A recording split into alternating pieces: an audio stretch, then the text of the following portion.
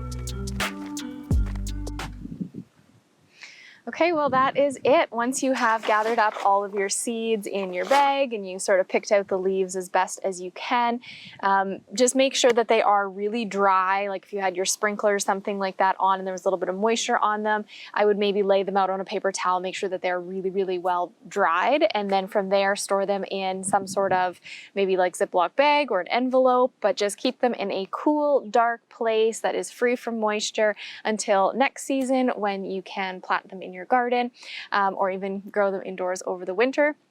Also, be sure to label with the year and the particular variety that you are harvesting, because I am bad for this. I sometimes forget to label the variety, or I forget to put the year, and seeds don't last forever. Spinach seeds on average, maybe two to 3 years or so is their lifespan. So just make sure that you label so you know what's going on. Then if they get towards the end of your life and you start to see that germination that's maybe not quite as high of a percentage, you can at least understand why and accommodate by just sending more seeds out into the garden to sprout for you. Hope you have a beautiful day, gardeners, and we will see you soon.